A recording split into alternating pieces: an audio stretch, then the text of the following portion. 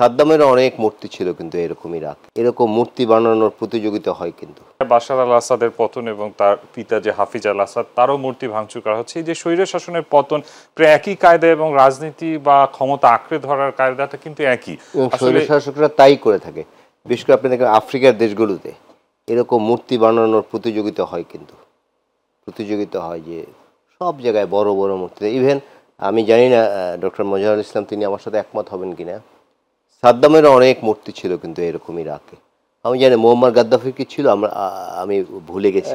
মূর্তি ছিল না কিন্তু ছবি, বিস্তর ছবি সব জায়গায় ছিল, যেখানে সেখানে তার ছবি থাকতো। এই যে আমাদের পার্শ্ববর্তী দেশের কথায় বলি যে তাদের জাতির পিতা হচ্ছে গান্ধীজি, মহাত্মা গান্ধী। তার কিন্তু এরকম কোনো খুব কম, আমি ভারতের অনেক জায়গায় ঘুরেছি, খুব কম, কিন্তু আমাদের দেশে এটা বাড়াবাড়ি করা হয়েছে।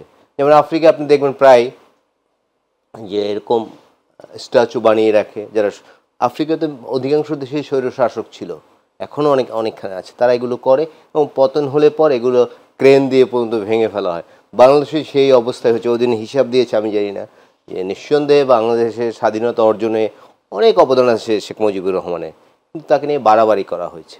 কয় হাজার কোটি টাকা তার এই স্ট্যাচু তৈরি করে, আমি এই ফিগারটা এই মুহূর্তে বলে গেছি। এটা দরকার ছিল, বরং ওনাকে অসম্মানিত করা হয়েছে।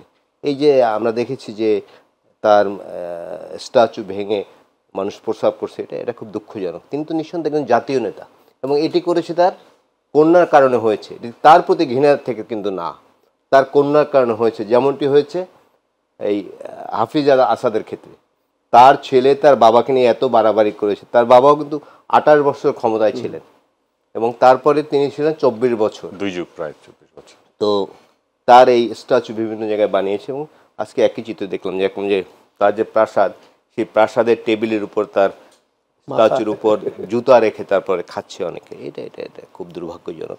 অবশ্য স্বৈরাচারে এরকমই হয়।